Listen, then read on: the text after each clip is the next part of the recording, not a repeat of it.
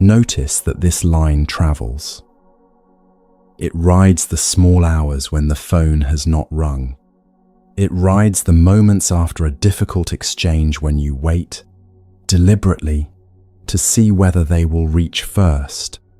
It rides the holidays where one of you remembers and the other does not.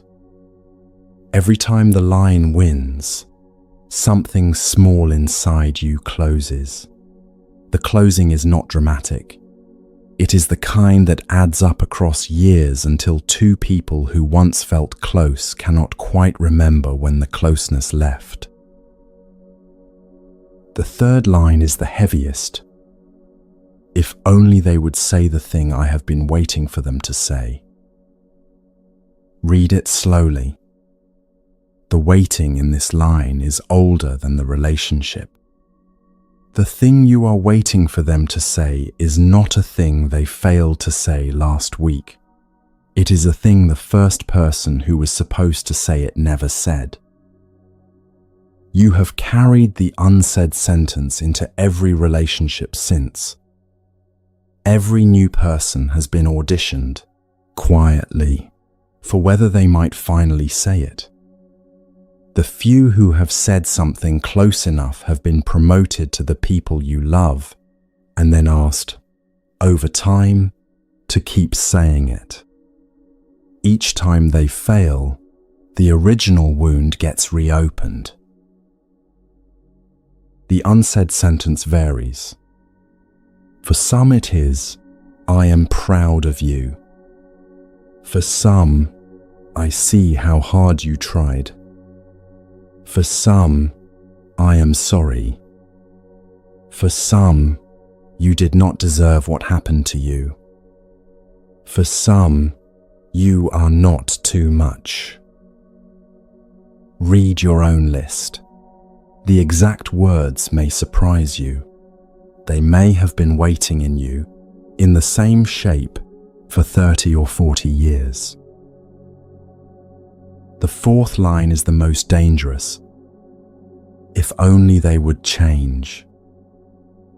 This line is the relationship's central contract. The person sitting across from you is being asked to become a different person. They cannot. They have been trying. The trying has been wearing them out. What you have been calling them difficult, they have been calling you exhausting. Both descriptions are accurate. Both descriptions are pointing at the same contract. The change you are asking for has a particular shape. Soften where they are sharp. Be present where they are absent. Be still where they are restless. Be patient where they are quick. The shape is the inverse of who they are. A person cannot become their inverse. They can, at most, visit the inverse for short periods, on good days. Most days they will be themselves. The contract reads each return to themselves as a betrayal. The fifth line is the oldest. If only they would arrive, finally, as the person I have been imagining since I was very young. This line is the contract's signature. It says, in plain words, that you have been waiting, for as long as you can remember, for someone to be the answer. The answer to the loneliness you do not always notice you have. The answer to the small, persistent ache underneath your better days. The answer to the question of whether your life is real. No one can be that answer. The answer is not in another person. The contract has been pointing at the wrong address for your entire life. The imagined person you have been waiting for has had many names. When you were 6, they were a grown-up who would finally see you. When you were 16, they were the one who would finally find you in a crowd. When you were 26, they were the one who would understand the parts of you no one had touched yet. Whoever you are tonight, they have a current name, a face you can almost see, a scene you can almost build in your head, in which the conversation finally goes the way you have always wanted it to go. That conversation will not happen with anyone. It was never going to be a thing one human said to another. It was a thing you were always going to need to find at home. These are 5 lines. Your contract has more. Each life writes its own. If you sit with the list for a few minutes, you will probably hear a few of your own that are not on this page. The lines vary by person. The shape of every contract is the same. Each line asks one human being to do something only the inside of you was ever supposed to do. Here are some others people have heard inside themselves. If only they would stop drinking. If only they would forgive me for what I did at 23. If only they would believe me when I tell them I am tired. If only they would be there when the hospital calls. If only they would understand, without my having to explain again, what last year cost me. Add your own. The list is longer than 5. Reading it is the work. Notice what these lines have in common. They come from the loving. Every line on the list comes from the part of you that has, for a long time, believed that if the right person did the right thing in the right moment, something inside you would finally come home. That is the toxic bond. Not what they did to you, what you have been asking them to do for you. Look at the contract in your hand. Look at the person you have been asking to sign it. They have been failing. They have been failing because no human in any relationship has ever been able to be what the contract asks. Not the partner, not the parent, not the child, not the friend, not the colleague, not the stranger you imagined would change everything if they walked into your life on the right Tuesday. The contract was built to fail. Every relationship in your life has been quietly being measured against an impossible document. This is why ordinary kindness so often does not feel like enough. They text back. They show up. They say the kind thing. The contract reads it, compares it to the impossible, and marks it insufficient. The relationship begins to feel toxic. The other person begins to feel on their side, as though nothing they do is ever quite right. Both of you are correct. Both of you are inside a contract neither of you knew you signed. This is also why people who love you sometimes drift away from you in slow, mysterious ways. They cannot name what is wrong. Neither can you. They sense, at some level, that they are being asked to carry something no person has the shape to carry. They start to retreat, small step by small step. The loving has begun to feel like an audition for a role they cannot quite play, and something in them needs to step off the stage. This is why we leave relationships and find ourselves, 3 years into the next one, back in the same fight. The person changes. The contract does not. The new partner who started so different ends up, 3 years in, feeling like the old one. The new job that promised a different kind of validation offers the same flat aftertaste as the old one. The new friend suddenly sounds like an old friend. The pattern repeats because the contract has not been touched. The contract is older than this relationship. You did not write it down here. You have been carrying it from one person to another for most of your life. In its earliest form, it was made before you had words. A small one in a crib needs an adult to come. Sometimes the adult comes. Sometimes the adult does not. Sometimes the adult comes physically and not entirely. The body is in the room, the eyes are elsewhere.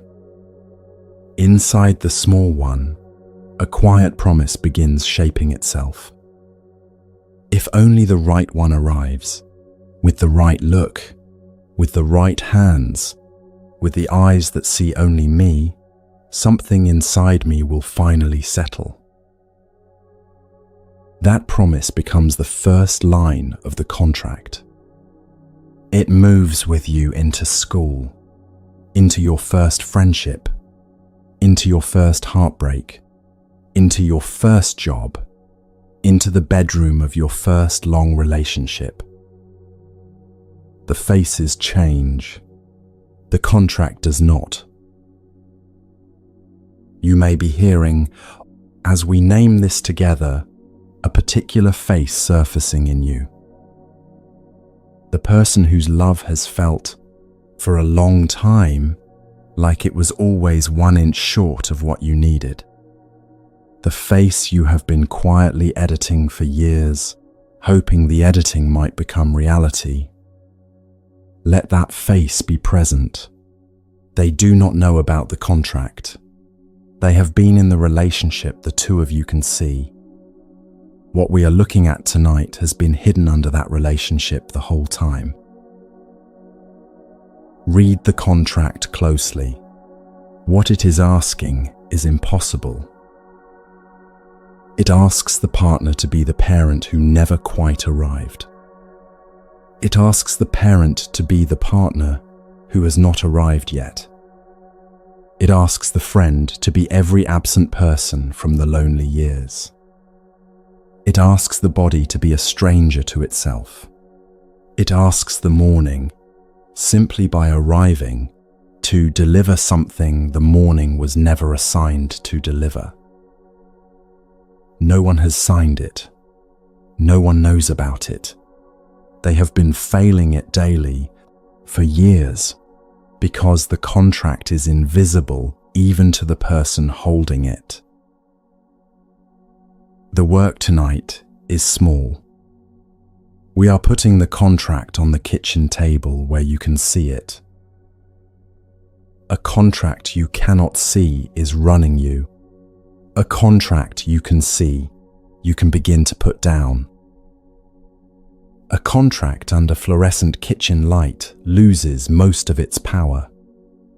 Yours has been holding court in the dark of you for a very long time. The work of this space is to speak the lines, aloud, in your own voice, until they cannot hide anymore.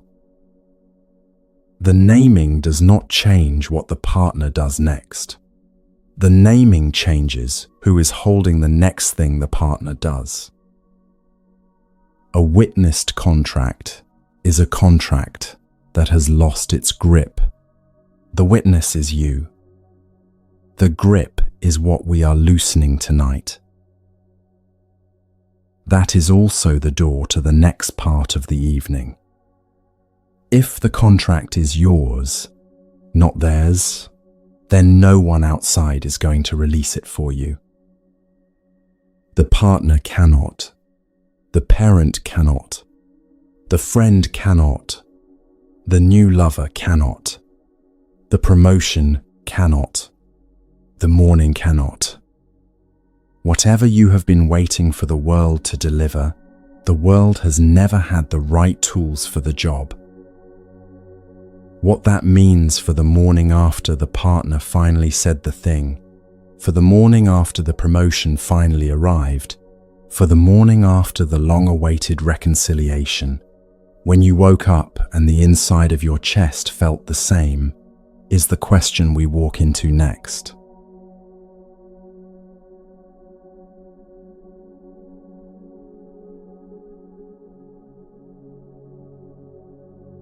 Walk into that morning with me. The partner has finally said the thing. Last night, across the dinner table, after years of waiting, they said it.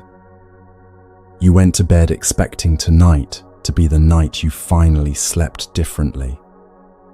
You woke up and waited for the great release the contract had been promising for years would arrive on the morning the right thing finally happened. The release did not arrive. You looked at the partner sleeping next to you. Same person, same room, same body in the same chest, same quiet ache underneath the breastbone. Whatever had been waiting to come home, at the sound of those words, had not come home. This is the morning many people never quite let themselves see. The morning after the promotion lands, the morning after the move into the new house, the morning after the wedding, the morning after the new relationship is 2 months old and the body had been so sure this one would feel different. Each of these mornings, in their own private way, contains the same small, almost unspeakable disappointment. The promotion lands and the office is the same office. The new house is a new house with the same person living inside it. The wedding is over and what is left is 2 ordinary people in a kitchen. The new relationship is now a relationship with all of a relationship's weight. The inside of you, in each case, is unchanged. The mind, faced with this, almost never draws the conclusion the morning is offering. The mind concludes, instead, that the right candidate has not yet arrived. The promotion was not big enough.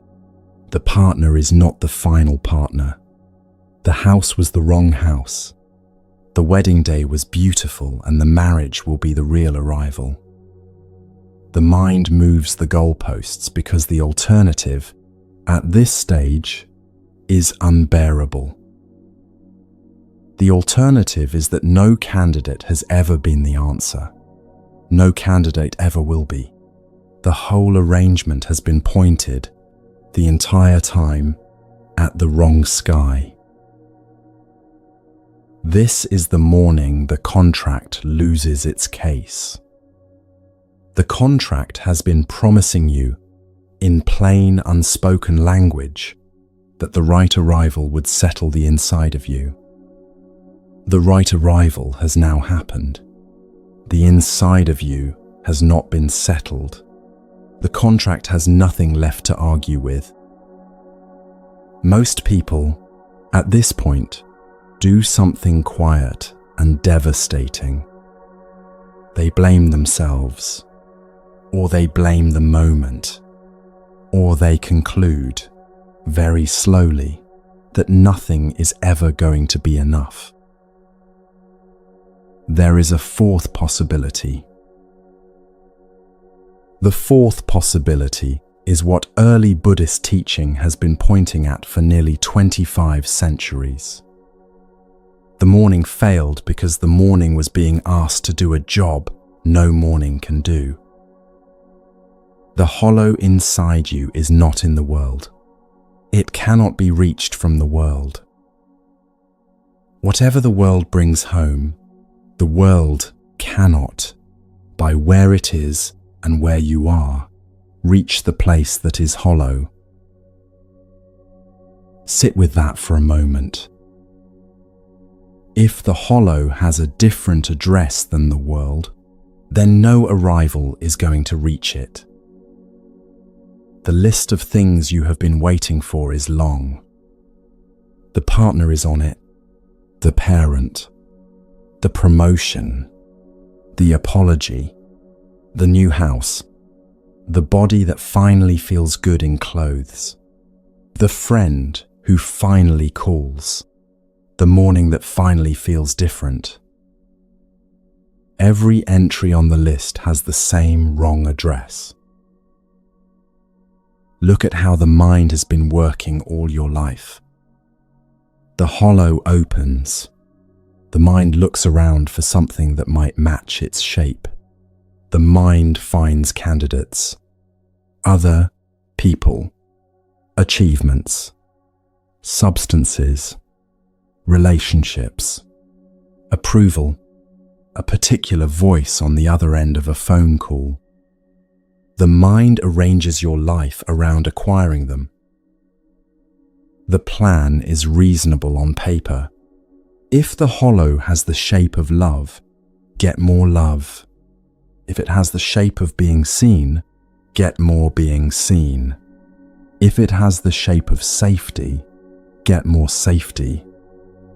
The plan has the structure of arithmetic. Only the address is wrong.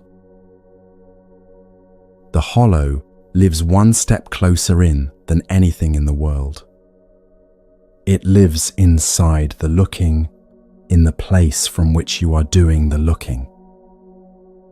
Whatever you bring back from the world is brought back by the part of you that is looking. The hollow is in the looker, not in what is brought back. The list grows over a lifetime. At 7, the candidate was a parent who would finally see the homework laid out on the table. At 14, the candidate was the friend at school who would finally choose you back. At 22, the candidate was the first love who would finally make the long ache stop. At 30, the candidate was a career that would finally settle the question of whether your life was a real one.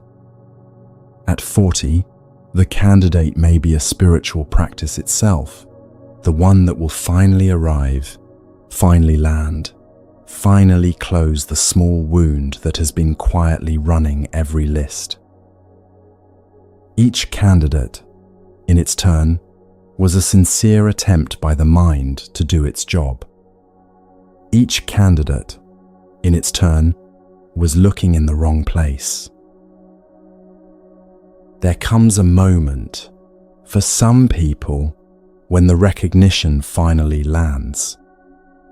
It can come on a Tuesday afternoon for no particular reason. It can come the morning after a death.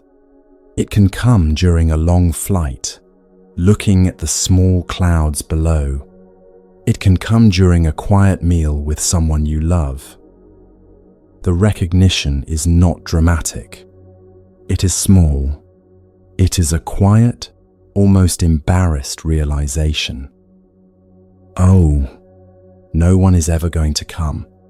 No one was ever going to. The arrival I have been waiting for has never been on its way. The waiting has been the cost. The Buddha had a precise word for what has been running this whole arrangement. He called it a thirst. A thirst that cannot be ended by drinking. Drinking, in fact, sharpens it. Each arrival increases the appetite for the next arrival. The mind that has been drinking from the world for 40 years has a thirstier, more sophisticated thirst than it had at 20. The promotion of last year now requires a bigger promotion. The relationship that once felt enough now requires more enoughness. The apology that finally arrived now requires further apologies for the years it took. The thirst grows. It becomes more articulate. Notice the thirst in your own day. It rides the moment you finish your morning coffee and reach for the phone. It rides the half second after a meal when you scan the kitchen for what to have next. It rides the gap between finishing one task and beginning the next. It rides the small, almost unconscious checking of how you feel each time you put something in your body or take something into your eyes. The thirst is asking, in each of those moments, the same quiet question. Did that fix it? Did that fix it? Did that fix it? The answer is always no. The thirst sends the mind looking for the next thing. The looking is the thirst.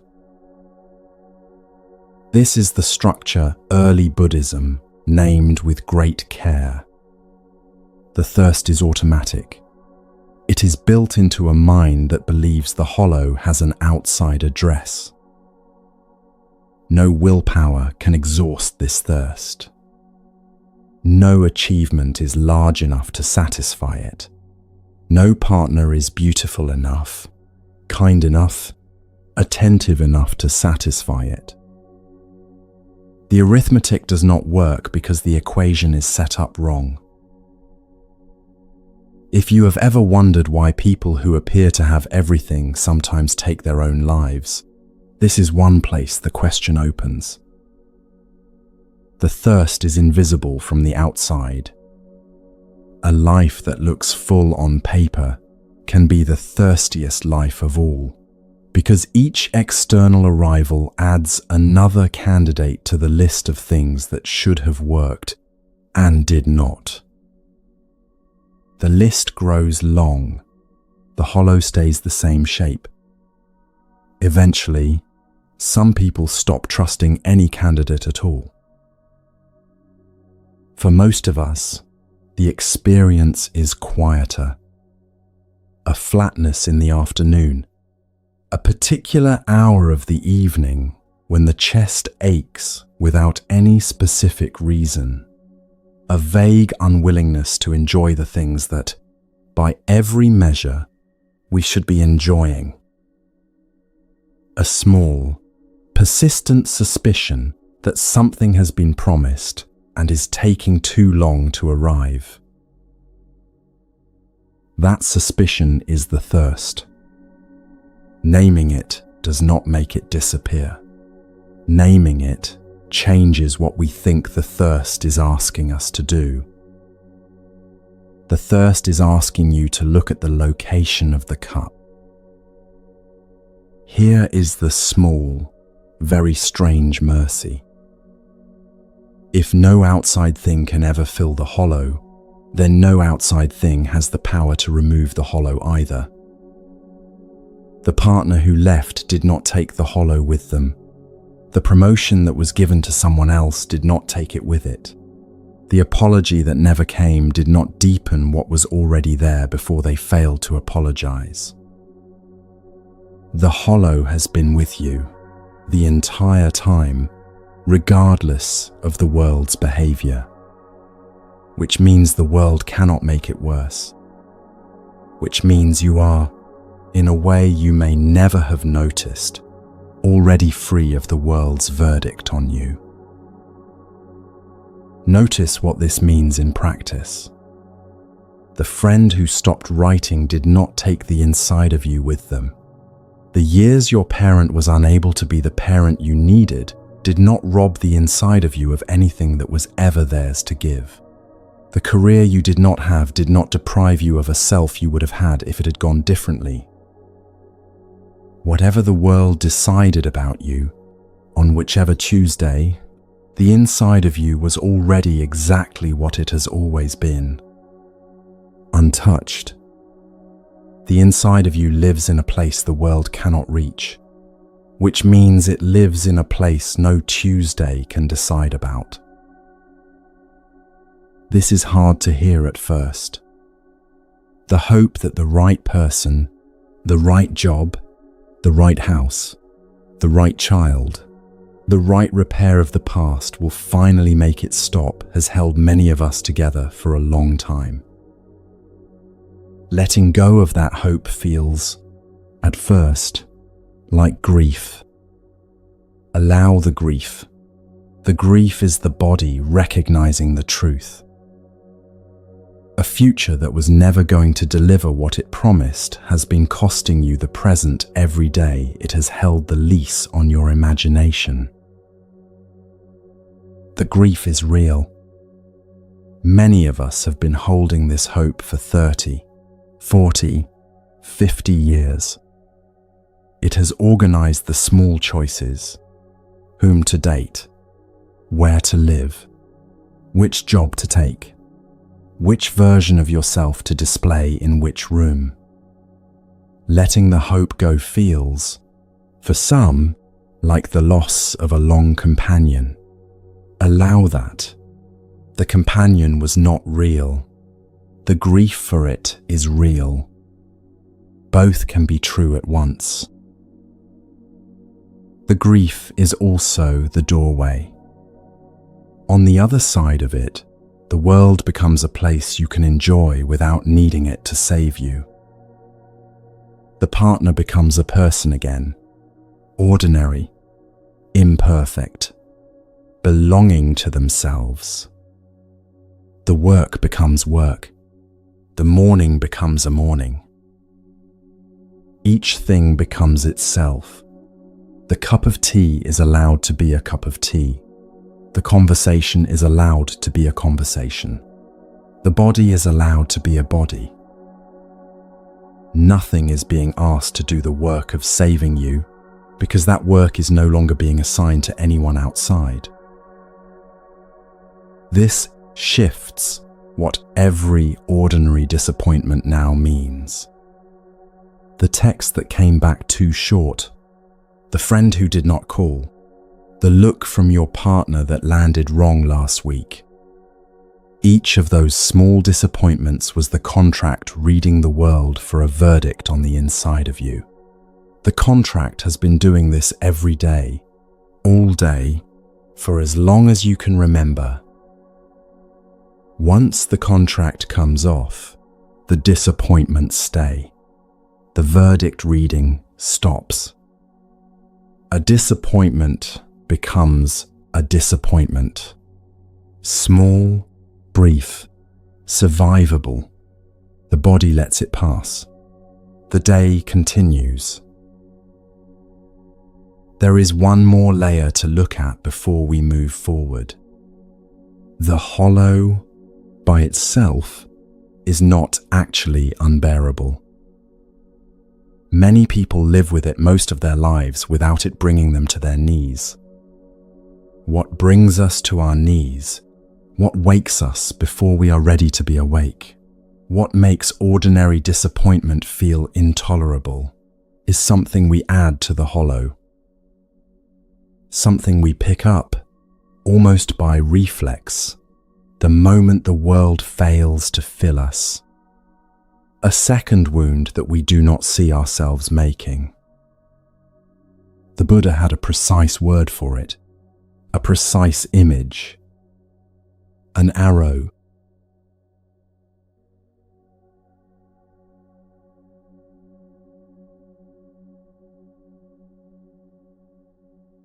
Look at your hand for a moment. The arrow is already in it. The Buddha told his students this. An ordinary person, when struck by a painful feeling, grieves, laments, beats the chest, falls into confusion. That person, said the Buddha, feels two pains at once. The pain that landed, and then a second pain, as if shot by a second arrow. The first arrow is the world's. Bodies are tender, hearts are tender, lives are full of small, sharp moments that strike without our consent. The phone call no one wants, the diagnosis at the wrong age, the partner who has changed in a way you did not see coming, the friend who turns out to have been carrying something you had not noticed. First arrows fly through every life. No practice prevents them. The second arrow is yours. The second arrow is the story you start telling about the first one. The replay loop. The composed responses you never sent. The list of all the people who do not have to deal with this kind of arrow. The accusation made against yourself for having been in the place the first arrow could find you.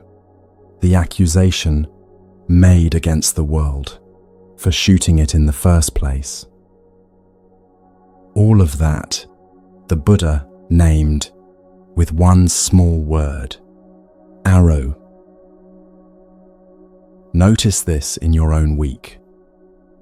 A recent first arrow, something that landed. Notice what your mind has done with it since. The replay, the waking earlier than you used to, the way the evening tightens around the moment you last thought about it, the body holding itself slightly braced, all the time in case the arrow comes again. Most of the suffering you have been carrying since the original event is not the original event. It is your hand, reaching back, drawing the next arrow, firing it again. There is one place the second arrow lives most often: inside relationships.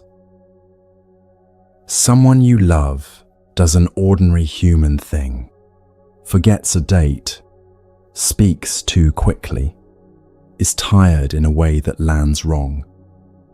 The first arrow is small. It would have lasted 10 minutes if you had let it lie where it fell. Instead, the second arrow gets drawn almost instantly. They always do this. They never see me. They have not changed. They will never change. This is who they really are. The arrow lands in your own chest first.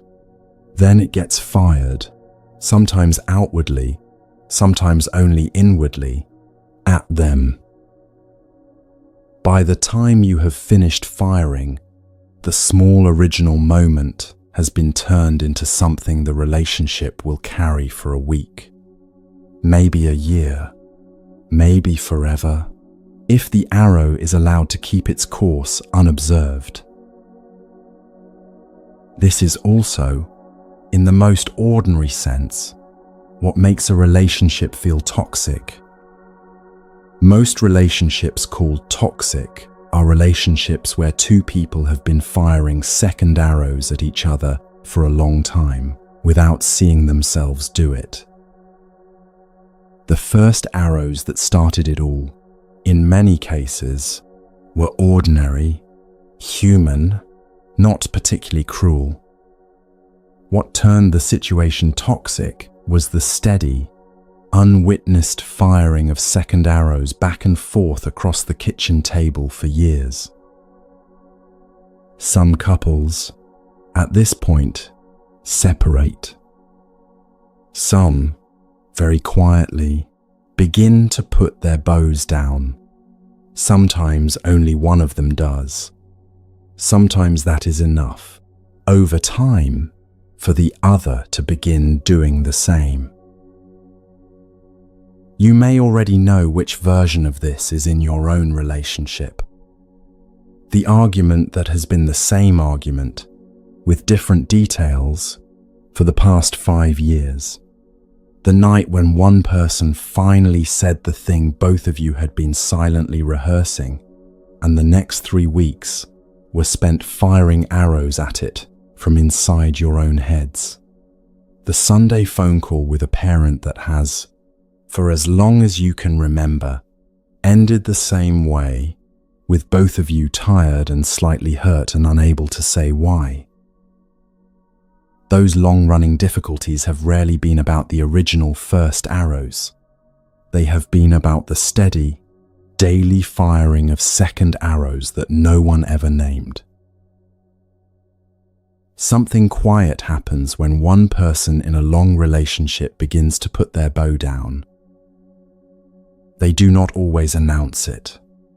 The other person sometimes notices, sometimes does not. What changes is that the small wars in the kitchen stop having two combatants. One of you fires, the other does not return fire. The arrow falls in the middle of the floor, and the room is very quiet for a few seconds. Over months, the small wars get smaller. Some couples, at this point, rediscover each other. Some, with great kindness, realize they have been at war over arrows neither of them was actually firing, and the marriage was always a relationship. There is a moment in every second arrow firing where the choice exists. It is small. It comes a few seconds after the first arrow has landed, just before the second arrow is drawn. Most of us miss it. We feel the first arrow. We reach back automatically. The second arrow is already in flight. The work right now is to begin noticing the moment is there. The first time you catch yourself reaching for the second arrow, the catching is small. You will fire the arrow anyway. What changes is that, very quietly, you have begun watching yourself fire it. Watching is the beginning of stopping. Imagine the next time it happens. Someone you love says something that lands wrong. The first arrow just hit. Your shoulders are already rising. The story is already beginning to write itself. They always do this. In the half second between the first arrow landing and the second arrow being drawn, a small voice notices. Oh, here it is. The second arrow is in my hand. The voice is small. The voice does not stop the arrow. The voice changes who is holding the arrow. Until tonight, the arrow was being held by an unwitnessed reflex. Now it is being held by a witnessed one. A witnessed reflex, over time, becomes a slower reflex. A slower reflex eventually becomes a choice. The second arrow has a particular feel in the body. A small, familiar tightening in the throat or the chest. A bracing in the shoulders that comes too quickly to be the first arrow's doing. A jaw that locks before you have decided to be angry. A fist that closes inside the pocket. Each of these is the body recognizing a movement it has done 1,000 times. The body has learned the shape of the second arrow as well as any habit you have. Drawing the bow, notching the arrow, pulling back, firing, all in less than a second. Slowing this down is itself a kind of practice. Even a half second of awareness inside the firing changes the firing. There is a particular hour of the day when most second arrows get fired. The hour varies by person. Some of us fire them in the shower at the end of a long day. Some on the walk between the desk and the kitchen. Some in the gap between waking and getting up. Some during a meal we are not really tasting. Notice, over the next week, when your particular hour is, notice what the second arrow tends to look like in your hand, whose face it is aimed at, whose words it is rehearsing against, what story it tries to write into your evening. The noticing is the practice. Nothing else is required tonight. The remarkable thing about second arrows is how many of them are fired at people who are no longer in the room. Sometimes the people are no longer in your life at all. A parent who died 15 years ago. A friend who moved continents and stopped writing. A first love whose face you can still see when you close your eyes. A version of yourself you have outgrown. The second arrow does not need the original target to be present. It can be fired for years, at a memory. Some of the heaviest second arrows in any life are aimed at memories the original first arrow shooter would not even remember. You probably already have a face in mind. A parent who said something at a family dinner you can still play back word for word 20 years later. A teacher whose offhand comment in front of the class is still one of the heaviest sentences inside you. A first love whose final message you have read, over the years, hundreds of times. The first arrow landed once. The second arrow has been fired at the memory on hundreds of evenings since. The teacher does not remember the comment. The parent died unaware they had said anything that mattered. The first love has gone on to live a life you have no part in. The arrow has continued to fire anyway, at a target that has been gone for years. This is one of the gentler and more painful recognitions in the teaching. The person you have been hurt by, in many cases, stopped hurting you a long time ago. What has been hurting you since is your hand, reaching back into the past, drawing the next arrow, firing it again. The first arrow has long since fallen on the ground. The second arrow is being drawn freshly each evening, in the kitchen, in the bath, in the half hour before sleep. Notice this without blaming yourself. The mind has been doing what it knows. The mind has not yet been shown that the original target has left the room. There is also a kind of second arrow we fire at ourselves directly. The shame loop, the list of moments we wish we had handled differently, the voice that catalogues our small failures across the day, the accusation that we should have known, should have asked, should have left, should have stayed. The first arrow, in these cases, was a moment of being human in a difficult situation. Everything since has been the second arrow. Notice, with the same gentleness, when this version is in your hand. Watch this version closely tonight. It does not always feel like an arrow. It can feel like the truth about who you are. The voice that says, I should have left earlier. I should have spoken up. I should have known. I should have been kinder. I should have been less. I should have been more. Each of those sentences, read closely, is a second arrow. Each one is being fired at a version of yourself that no longer exists, a version that did the best it could with what it had at the time. The version that did the thing has long since walked out of the room. The arrow is being aimed at the empty chair where they were sitting. There is a version of the second arrow that fires before any first arrow has landed.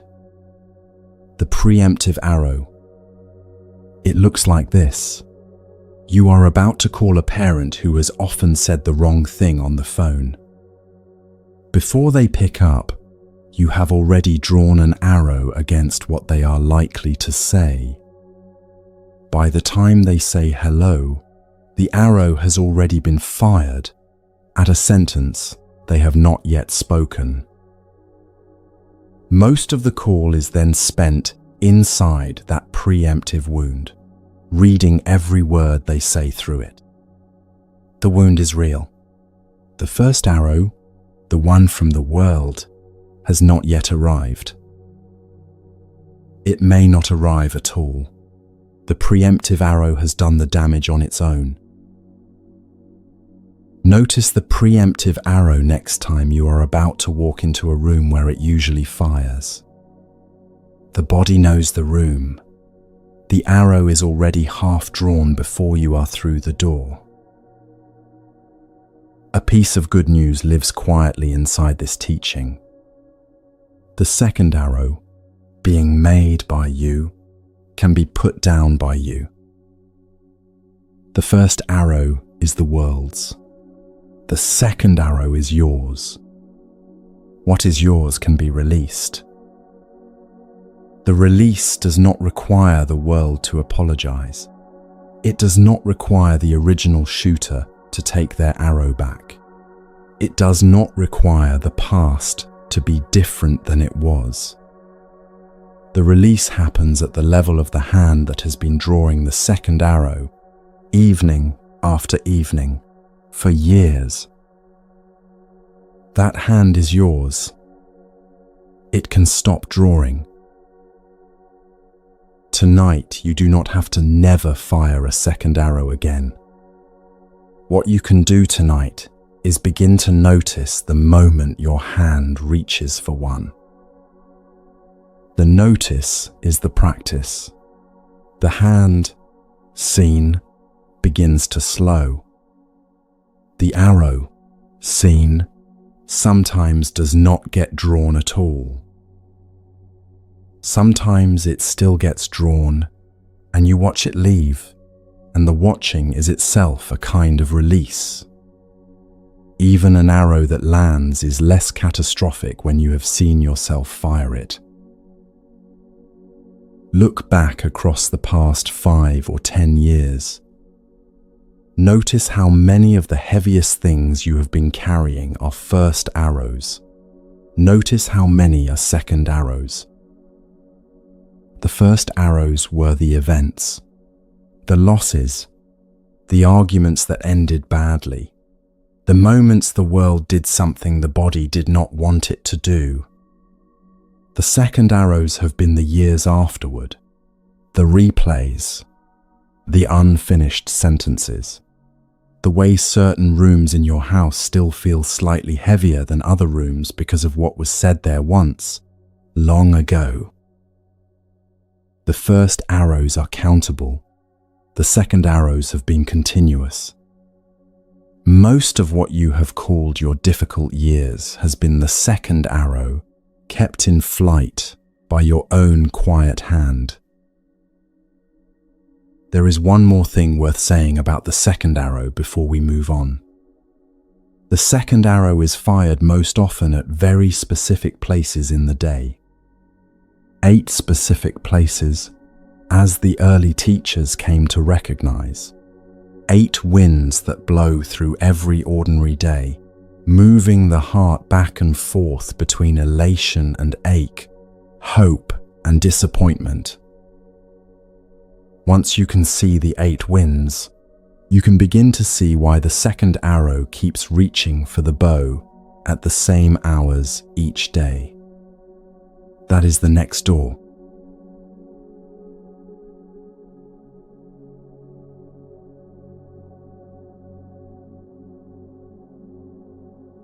The second arrow does not reach for the bow at random. It reaches at 8 specific moments. 8 winds that blow through every ordinary day. Gain and loss, fame and disrepute, praise and blame, pleasure and pain. The Buddha named these 8 as a teaching that has, for centuries, helped people see why an ordinary day feels so tired by sundown. The 8 come in pairs. Each pair is the same wind blowing in opposite directions. When the wind blows in your favor, the mind opens.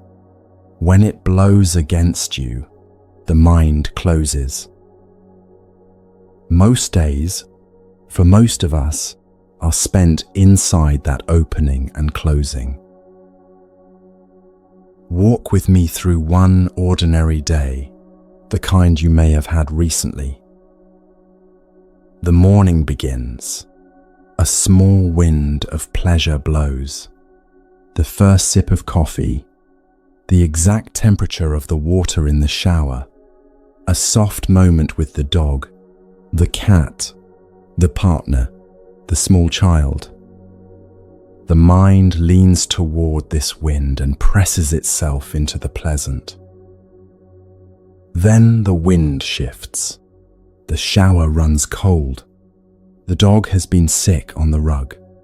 The partner is in a mood you cannot quite read. A small wind of pain. The mind leans away. Then the wind of gain. An email arrives with good news. A small confirmation that the work matters. A pay rise. A new opportunity. A friend reaching out unexpectedly. The mind leans into the gain and lifts a little. Then the wind of loss. An email from someone who has decided not to. A bill larger than expected. A friend who did not reach out the way you needed. A subscription you forgot to cancel. The mind leans away. Then the wind of praise. A small comment on something you made. A look across the room at a meeting that says, "Good work." A child who tells you, without any cause, that you are kind. The mind opens slightly, warms, stretches toward the wind. Then the wind of blame. A criticism in a voice you respect. An offhand remark you cannot stop turning over. A look that lingered a half second longer than it should have. The mind closes. The body braces. The blame becomes, for the next several hours, the center of the day's gravity. Then the wind of fame, in its small, ordinary form. Someone seems to know your name in a place you did not expect. A friend mentions you to someone you do not know in a way you can sense even from a distance. A small notification of recognition. The mind catches it like a small leaf. Then the wind of disrepute.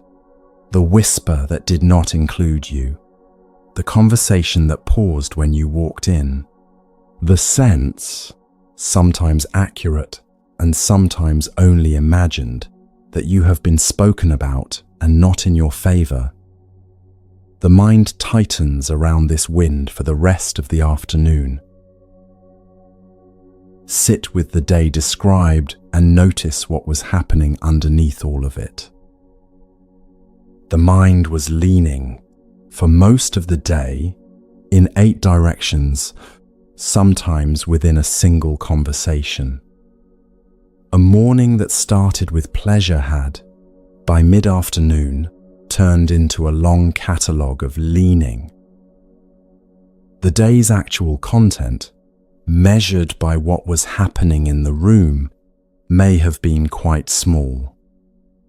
The day's experience, measured by how much the mind was moved, was vast. This is how a life can feel exhausting without ever being, on paper, particularly demanding. The body has been bracing in 8 directions all day.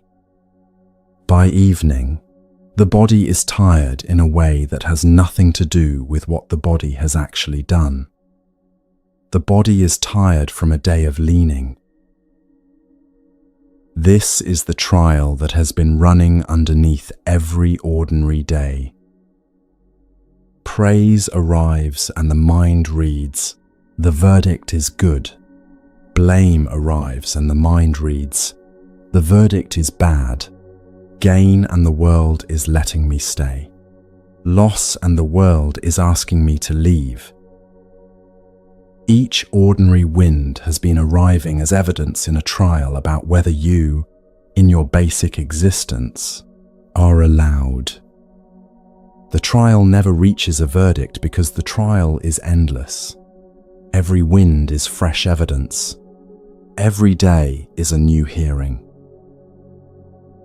Look at the back of your neck for a moment. Look at the small pile of work that has accumulated there over the years from doing this. the shoulders that learned to brace whenever the wind shifted, the jaw that learned to lock before the next exchange, the chest that learned to close for safety the moment a wind of blame began to gather. None of these were chosen. All of them were intelligent responses to a life lived inside an endless trial. The body has been trying to protect you for years from something that was never actually happening. The wind is weather. The body has been treating it as judgment. Once seen, the bracing softens across many slow months. Look closely at the relationships that have hurt you most. Many of them, if you let yourself see clearly, are relationships in which the 8 winds have been blowing very hard. The partner who praises and then blames, often within the same conversation. The parent who confers fame and disrepute by the way they speak about you to others. The friend who can give an enormous gain of attention and an enormous loss of it from one week to the next. The relationship feels toxic because it is the place where these 8 winds have been blowing at their strongest. What we have been trying to manage, in many cases, is not the person. It is our exposure to all 8 winds at maximum strength inside a single intimacy. The early teachers had a particular instruction for this, and it is gentler than it sounds. Let the 8 winds blow. Do not lean. Stand the way an old tree stands, with roots deep enough that the wind moves the leaves and not the trunk. The wind will continue. Praise will arrive, sometimes from people you respect, sometimes from people whose praise you do not need. Blame will arrive, sometimes deserved, sometimes carrying someone else's weather. Gain and loss will alternate the way they alternate in every life. Pleasure and pain will trade places, often within the same hour. The teaching is to feel the leaves move and let the trunk stay where it is. A practical way to begin is small. Notice, across one ordinary day, when each of the 8 winds blows. Each time praise arrives, notice the lift in the chest. Let the lift be there. Do not chase it. Each time blame arrives, notice the small contraction. Let the contraction be there. Do not run from it. Gain, loss, fame, disrepute, pleasure, pain, each one, over the course of a day, visits. Notice that each one passes. Praise that arrives at 10 in the morning is gone by lunch. Blame that lands at 3 in the afternoon is mostly forgotten by sleep, when it has been let alone. The winds are weather. Weather changes. There is something quietly liberating about this practice. The winds are not personal. The praise that landed today did not arrive because of who you fundamentally are. It arrived because the wind happened to blow that direction. The blame did not land because of who you fundamentally are. It landed because the wind happened to blow the other way. Most of what we have taken personally, in the deepest sense, was just the weather of the 8 winds blowing through whatever rooms we happen to be standing in. There is a second use for this practice. Once you can see the 8 winds blowing through your own day, you can begin to see them blowing through someone else's. The partner who arrived home in a cold mood is not, in that moment, a verdict on your worth. They are standing in the wind of pain or the wind of loss or the wind of blame, picked up from somewhere across their day, and the wind is moving through their leaves. Most evenings in long relationships, we have been treating each other's weather as a verdict. When the partner is silent at dinner, we have read silence as a verdict on us. The silence, often, was the wind of a difficult email, the wind of a body that did not sleep well, the wind of a small, unrelated grief.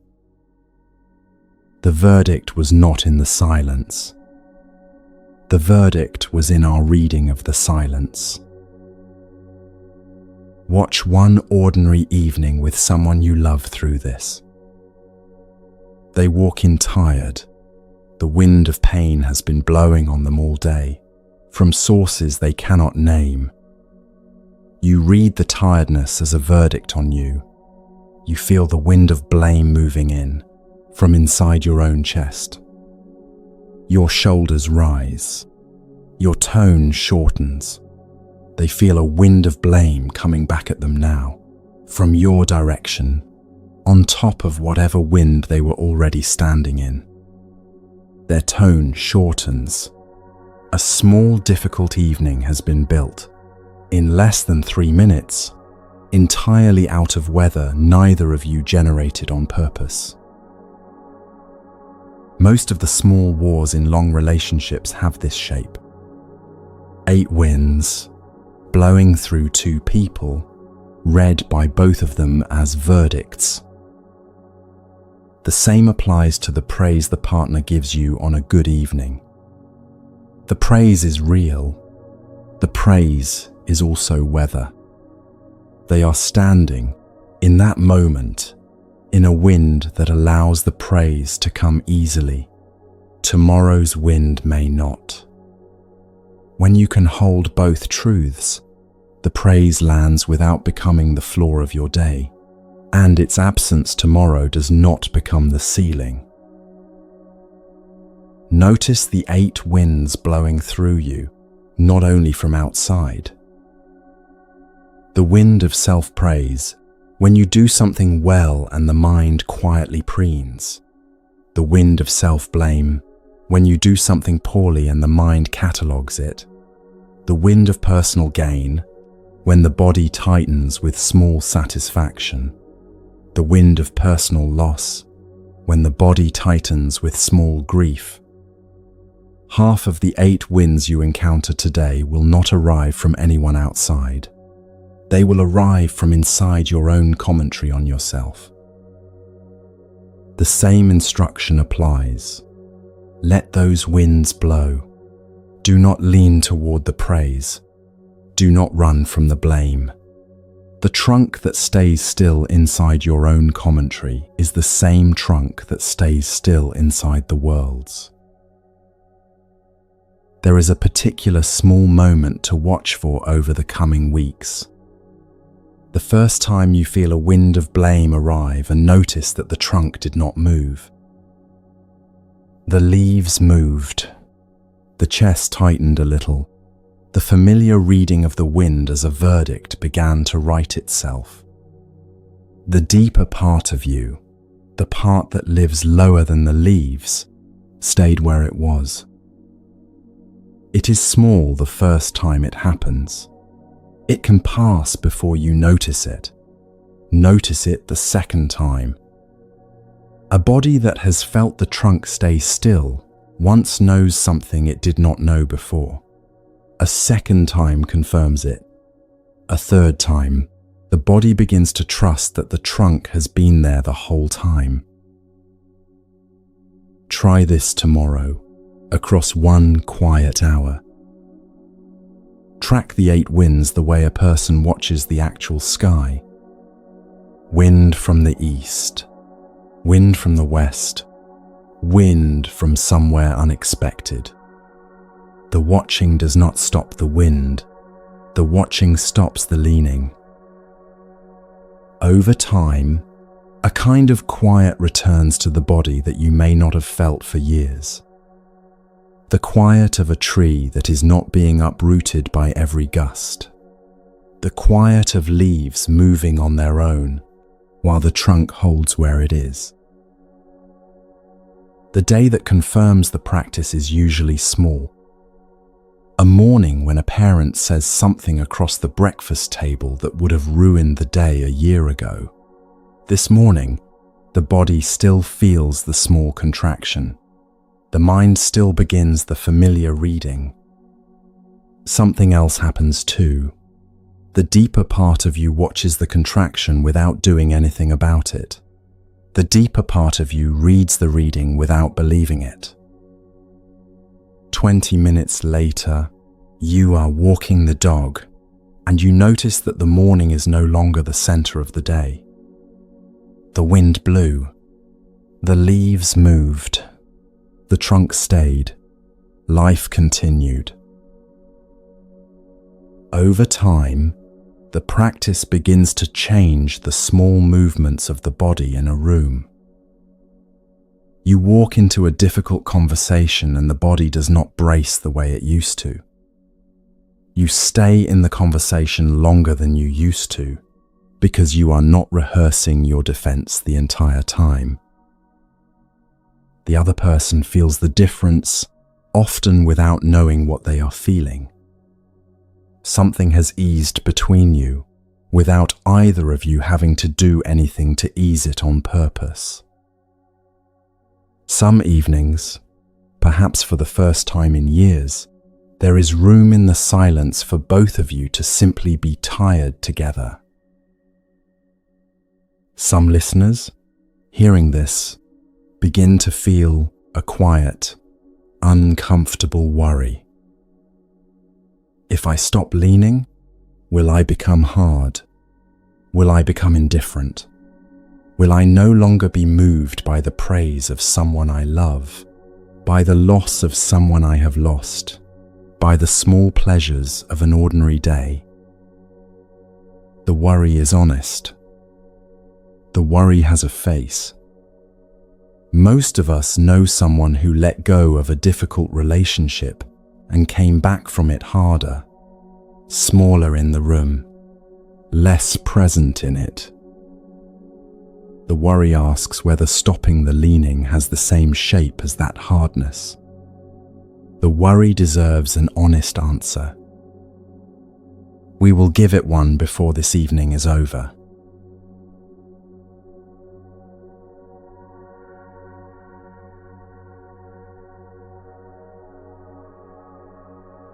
Look at one of those faces. You probably know one. A friend who left a marriage and came back from it harder. A sibling who stopped speaking to a parent and now keeps the world at one careful arm's length. A colleague who walked away from a company they had given themselves to and walked back into the world with something closed in the eyes. All of them stopped leaning. None of them seem freer. The worry asks whether their face is what the trunk staying still actually produces. It is not. What those faces show is something the early teachers had a separate name for. Aversion. Aversion looks identical to letting go from the outside. The two are nearly opposite from the inside. Both walk away from a relationship. Both say, I am not going to keep being hurt by this. Then they do different things next. Aversion contracts. It begins screening every new person against the old one. It refuses to soften towards strangers, because softening is what got it hurt the last time. It carries the same contract you set down earlier, only inverted. Where the contract once demanded that someone fill the hollow, aversion now demands that no one ever come close enough to disappoint it again. Aversion has not actually let go. It has changed strategies. A heart that has actually let go does something stranger. It softens. It softens toward the person it left. It softens toward the next person it meets. It softens toward the parts of itself that signed the original contract. The softening does not mean it goes back to the relationship. The softening means the wall that could have been built is not built. The relationship the released heart has now, with the person it left, has lost some of its old warmth. It has not turned cold either. It has turned honest. Whatever needs to be there is there. Whatever does not need to be there has gone. The room is clear.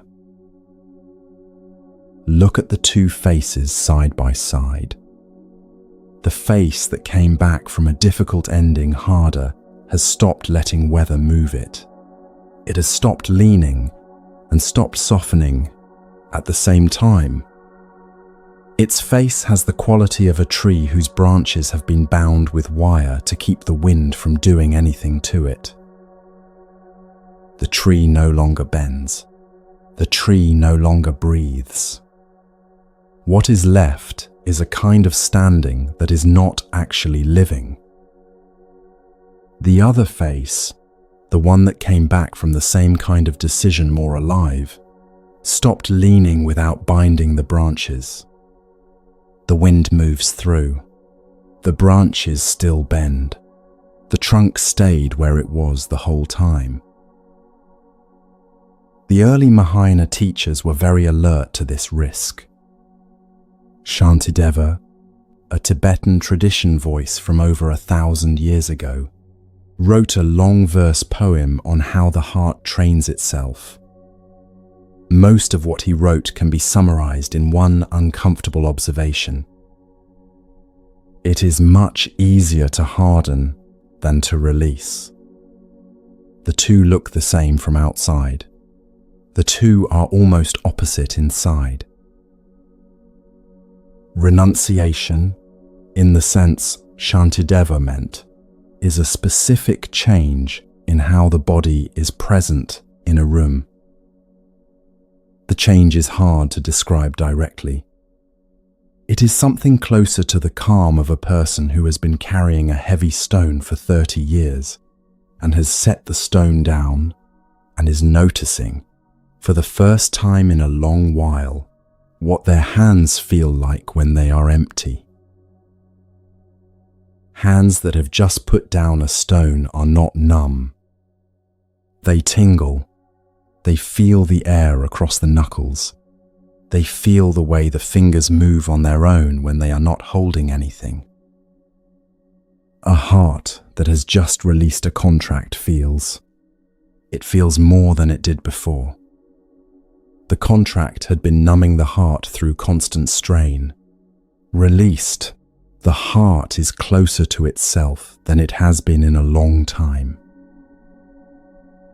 There is a small surprise that arrives, for some, a few weeks into this work. A partner says something that should have launched a familiar argument. The body waits for the arrow. The arrow does not come. The mind notices that the contract did not pull back the bow this time. The room is quiet for a moment. The partner notices it too, in a way they cannot quite name. The conversation goes somewhere small and ordinary. The dishes get put away. The lights go off. Both of you sleep. A fight that would have lasted a week did not happen. Neither of you knows quite why. Notice what returns when the contract comes off. An unexpected ease around strangers. The cashier at the supermarket whose tired face you actually notice now. The friend whose voice you can hear without already deciding what their voice means about you. The partner, if you are still with them, who suddenly has a body and a face you have not really looked at in years. the world becomes, very quietly, more available. You are easier to be with. You are easier to surprise. You are easier to love. There is a particular sensation in the chest the first time the contract is set down. It is not joy. It is closer to the feeling of a held breath being given permission to leave. The chest opens half an inch. The shoulders drop a little further than they have for months. The face, in a mirror, looks slightly less like the face you have been carrying. Many people miss this sensation the first time. The mind is so used to bracing for the next thing that it does not notice the bracing has stopped. The body knows. The body has been waiting for years to be allowed to stop. This contradicts something most of us have been told, in different ways, for most of our lives. We have been told that the way to be lovable is to lean harder, to care more visibly, to make our needs known so that the world can fill them. The teaching here points the other way. The way to become lovable is to stop demanding that anyone make you feel real. When the demand comes off, something underneath the demand becomes visible. The actual person, the one who has been hidden behind the contract for years. That person turns out to be more interesting than the one who was always reaching.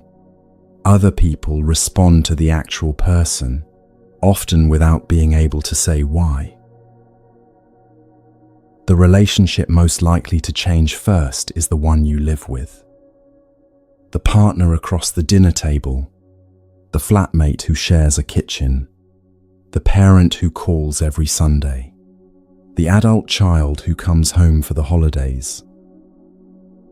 Whatever you have been quietly demanding of them has been the flaw of the relationship. When the demand comes off, the flaw changes. They feel the change before they understand it. A small softness enters their shoulders when you walk into the room. Their voice, when they speak to you, has half a second more space in it than it used to. The relationship has been slightly, almost imperceptibly, de-escalated. Neither of you has done anything dramatic. The contract has been quietly amended on your side of the table. Notice what happens to the people you have already left.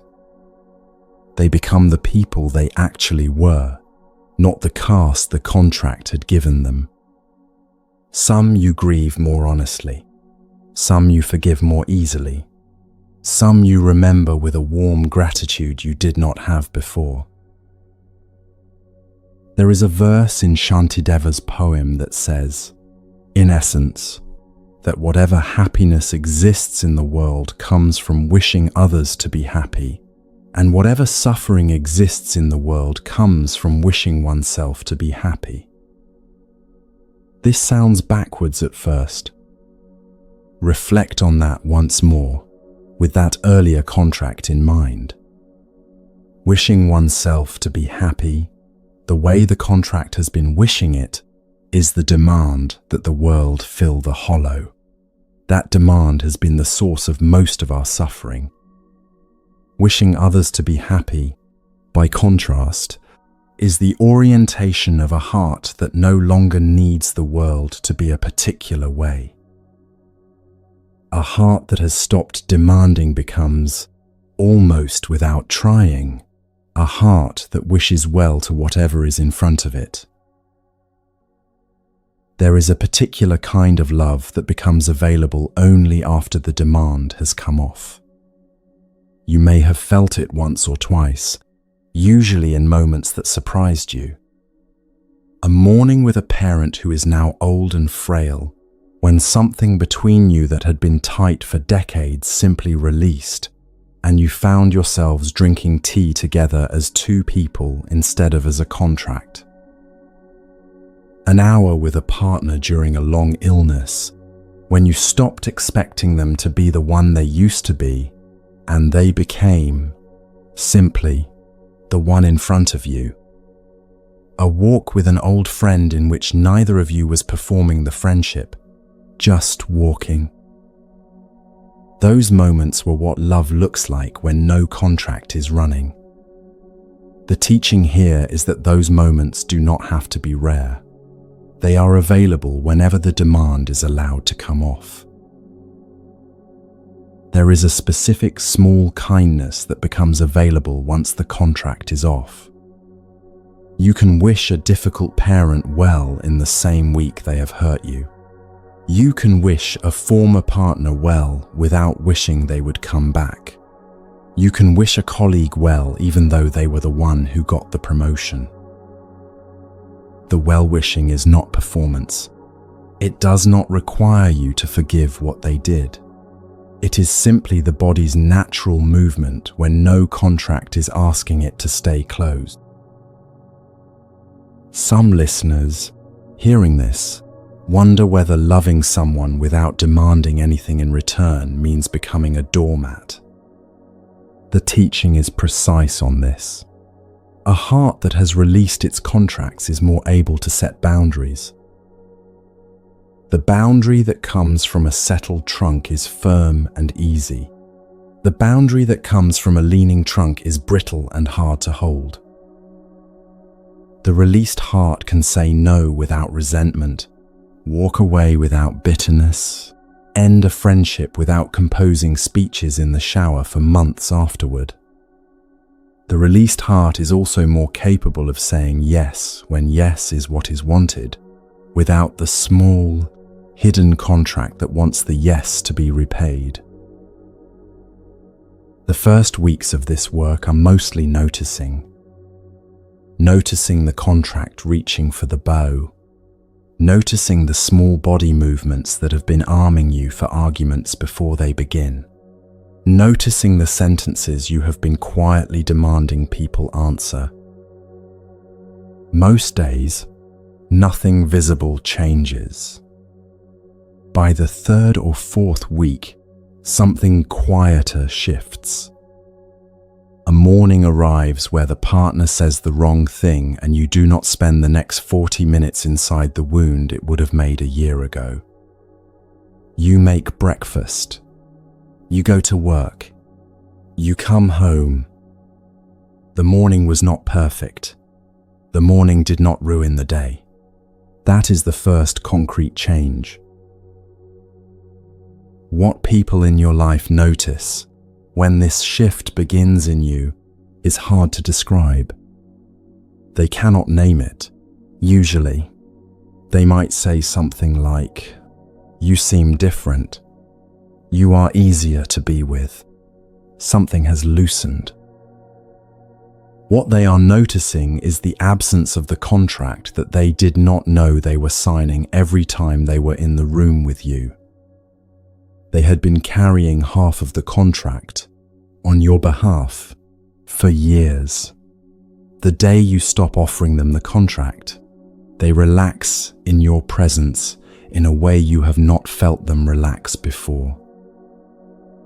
Many close relationships are healed, partially or wholly, by one person quietly stopping the renewal of the silent contract that had been governing the relationship. The shift is small in any single evening. Across a year, it can change the entire shape of a life. The face, over months, begins to soften. The shoulders learn what it is to sit at their natural height. The breath stops being a thing you have to monitor and starts being a thing that simply happens. People who have not seen you in a while say something has changed. You yourself, looking back at photographs, notice that the person from 2 years ago looks slightly braced in a way you no longer are. The bracing has come off. The trunk has stopped leaning. The leaves are still moving with the wind. You are still alive in every direction. What is gone is the small, exhausting hope that the wind would do something it cannot do. You may already know what this contract has cost you. The friendships you ended too early, the partners you exhausted by asking them to be the inside of your life, the years of small mornings spent mostly inside the contract, not inside the morning. Once seen, the cost stops compounding. The contract stops generating new costs each evening. A practical question lives quietly underneath all of this.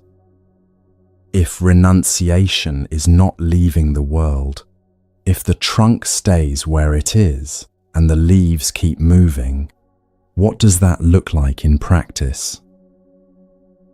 What does an ordinary Tuesday afternoon become?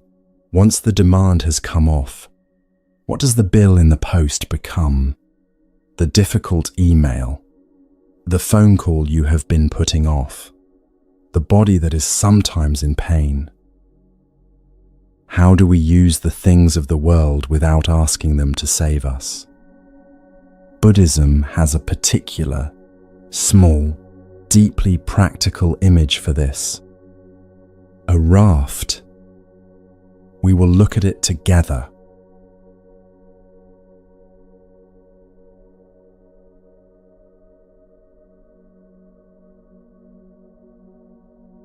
A man comes to a wide river he cannot swim. He gathers branches and grass and binds them into a raft. He crosses.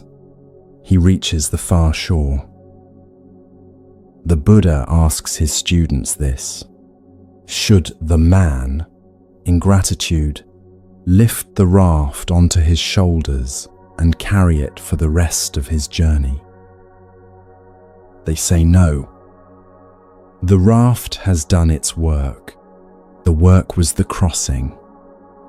The wise person sets the raft down at the water's edge and walks on. This is the small, exact image the Buddha offered for how to live with the things of the world once the contract has come off. The partner is a raft. The work is a raft. The home is a raft. The body, in some sense, is a raft. Even the spiritual practice itself is a raft. Each thing has a job. Each thing helps you cross a particular stretch of water. Each is used with respect for what it can do. Each is set down with respect when its water has been crossed. Your teacher in the Source Talk put it in plain words. Be practical. Carry no extraordinary illusion. Be practical with the relationship. Care for it well. Show up. Listen. Forgive. Be honest. Carry no extraordinary illusion. Do not ask the relationship to be the inside of your life. Be practical with the work. Do it well. Take pride in the craft. Negotiate fairly.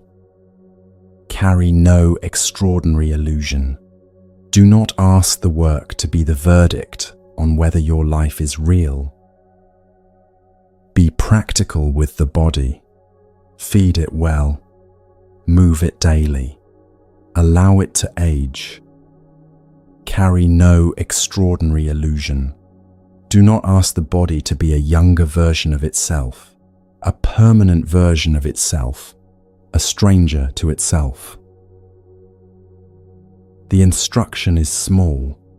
Living it is the work of years. What it changes over those years is the texture of every ordinary afternoon. Picture a Tuesday afternoon. The light is the color of ordinary days. The body is in its usual chair. Several practical things are in the room with you. A bill in the post that is larger than expected. An email in the inbox you have been avoiding for 2 days. A phone call you owe a parent who has been declining for years. A small ache somewhere in the lower back. A sense, running underneath all of it, that the day is asking too much. Notice what the contract used to do with this Tuesday. The bill was supposed to vanish. The email was supposed to be already answered. The parent was supposed to be a different parent. The body was supposed to be a body that did not ache. The afternoon was supposed to feel like a different afternoon. The contract demanded that the entire Tuesday rearrange itself into something easier, and the failure of the Tuesday to rearrange itself was the source of most of the suffering inside the room. Now picture the same Tuesday with the contract on the kitchen table where you can see it. The bill is still in the post. The email is still in the inbox. The parent still needs the phone call. The body still aches. Nothing in the room has changed. What has changed is what is being asked of the room. The bill is asked to be a bill. The email is asked to be an email. The phone call is asked to be a phone call. The body is asked to be a body. The Tuesday is asked to be a Tuesday. Nothing more. Nothing extraordinary. The shift sounds small. Inside the body, it is enormous. The shoulders settle by 1/2 inch. The jaw releases. The breath drops down into the belly where it has not been for hours.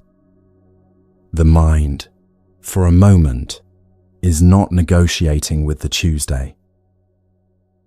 It is simply in the Tuesday doing the next thing. Pay the bill. Open the email. Pick up the phone. Notice the ache. Drink the water. Each task is given the size it actually has on this ordinary Tuesday in this ordinary chair. This is what practical living looks like once the demand has come off. The bill takes 10 minutes, the way bills tend to. The email takes its own time and is over. The parent on the phone is the parent on the phone, a real person on a real evening, a stand-in for nothing. The body that aches is allowed to ache and is given what it needs, and the afternoon continues. By evening, the day has been lived. A life made of such days adds up, over years, to a quiet kind of freedom. Many people, hearing this, notice a small disappointment. They had been hoping for something more dramatic, a peak experience, a breakthrough, a transformation that would lift them out of the ordinary into something glittering. The teaching here is more modest and harder. The freedom is in the Tuesday becoming, finally, a Tuesday. The bills, the emails, the phone calls, the small bodily aches becoming, finally, just themselves.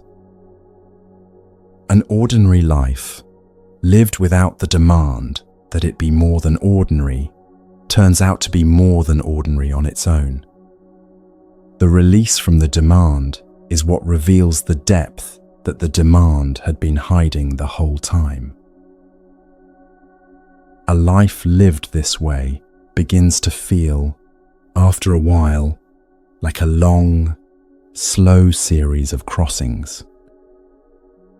A relationship that was meant to last 20 years and lasted 20 years. used and set down.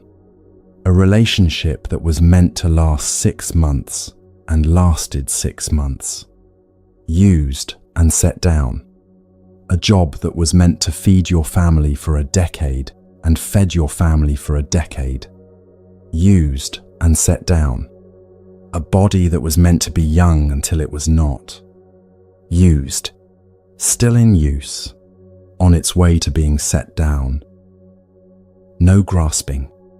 No bitterness. Just the long, respectful using and setting down of every raft a life is given.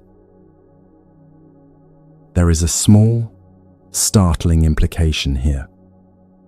If everything is a raft, then nothing has to last for a life to feel complete.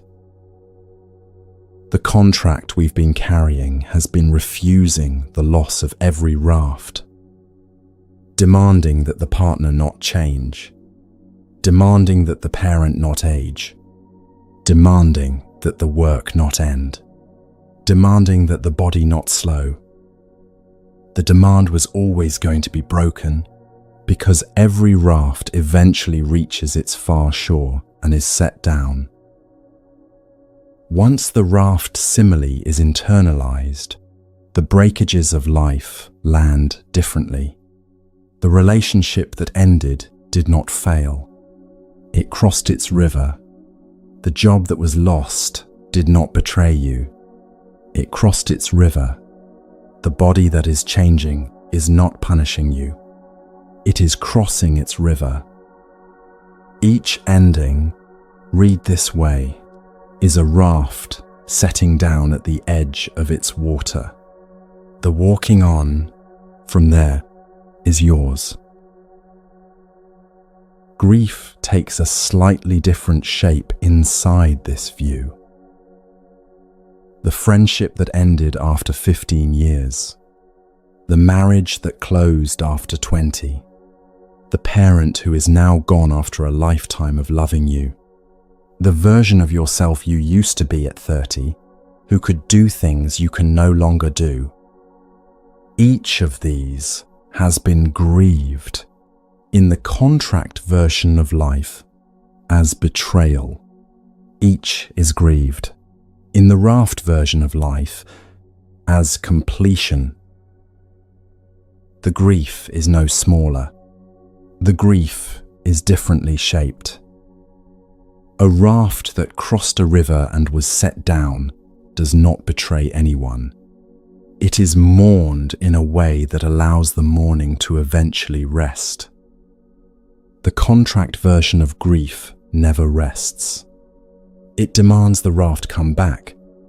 It rehearses, for years, the conversations that should have been different. It refuses the simple, mortal fact that the raft did its work, and the work was the crossing. Most of us know someone carrying the loss of a parent for many years in a way that has not lessened. Look closely at that grief. Often, what the grief is, mourning, is not the parent who lived. It is mourning the parent who was never quite there, the apology that was never given, the version of the relationship that was wished for and never built. The contract is still running underneath the grief. The contract has been demanding, for 10 years, that the parent come back and be the parent the contract had been waiting for. The parent cannot. The parent is not even alive anymore. The contract, still unfulfilled, keeps the grief at full strength.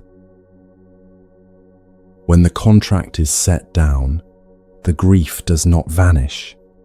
It changes shape.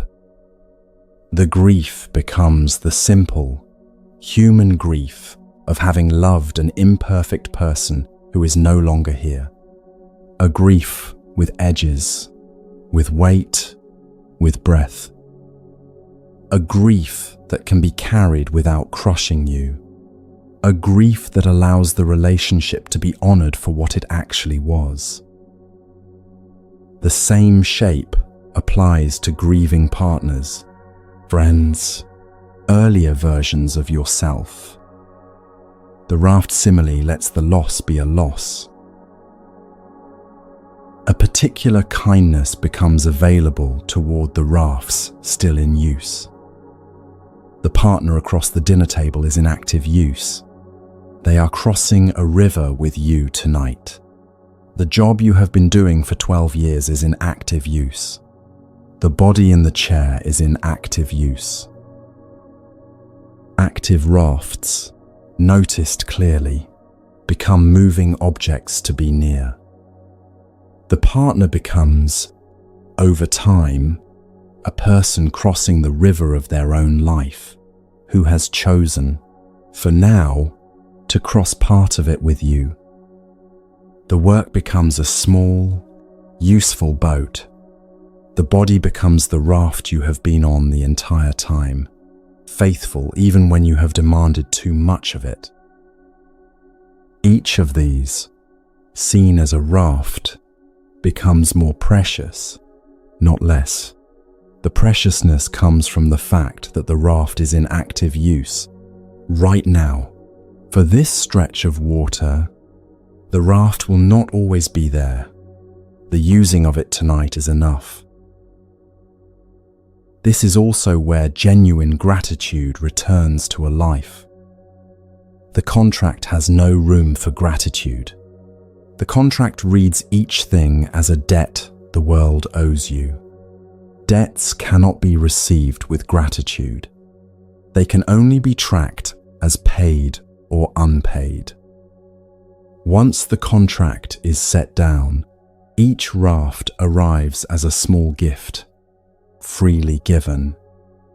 Gratitude returns, very quietly, to the partner who is still here tonight, the body that is still walking, the job that has been steady, the friend who has stayed. The gratitude is not performed. It rises on its own. It rises because the demand had been keeping it suppressed. A practical concern often arrives at this point. If everything is a raft, does the world become thin? Does it stop mattering? Does the partner become someone you would shrug off in the morning? The opposite turns out to be true. A raft known to be a raft is touched more carefully than one mistaken for the far shore. The relationship known to be a raft is loved with more attention than the relationship that has been mistaken for salvation. The body known to be a raft is cared for with more tenderness than the body that has been mistaken for a permanent address. Knowing the raft is a raft is what allows you to use it well. Releasing the demand on each thing is what allows each thing to be loved properly. Holding each thing as the answer is what wears each thing thin. The freedom of this view is freedom for the world, not freedom from it. Free for the partner to be a partner. Free for the work to be the work. Free for the body to be a body. Free for an ordinary Tuesday to be an ordinary Tuesday. What you may have been calling freedom for years may have been freedom from. What is being offered tonight is freedom for. There is a small, particular pleasure in using a raft well. An evening with a partner, knowing this evening is its own crossing. A morning at work, knowing the work is the day's small task, nothing more. A walk through a familiar street, noticing that the street is also a raft, carrying you across this small stretch of life. Each of these, when used and not asked to be more than itself, has its own quiet sweetness. The sweetness is what the contract was always blocking. The contract demanded peaks. The world delivered ordinary moments. The contract called the moments insufficient. The moments were never the problem. The expectation laid over them was. What this changes in any close relationship is the way you hold the other person across an ordinary year. You stop asking them to be the destination. You begin to notice them as a person who is also crossing, with their own current pulling at them, their own weather, their own quiet exhaustion at the end of long days. The relationship becomes, at moments, two rafts moving alongside each other for as long as the river allows. Some rivers are short, some are long, some bring you across whole stretches of life. The using of it together, while the river holds you both, is the relationship. Something quieter waits underneath this view, for many people who live with it for a while. If the rafts come and go, if every relationship is being set down at some river's edge, if every job ends, if everybody changes, what about the part of you that has been doing the crossing? What is the rider on these rafts? What walks on from one shore to the next when each raft is set down? That question is the second half of this evening. Before we walk into it, there is one more thing many listeners experience after the chasing has slowed. A kind of quiet emptiness. An emptiness that feels, at first, like something has gone wrong. Tonight we name that emptiness for what it is and what it has been quietly preparing in you the whole time.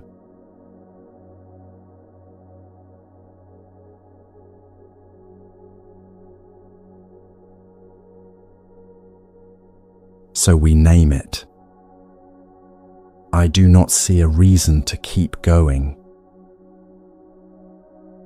That is the sentence many of you have been hearing in the quiet hours, after you finally stop chasing them.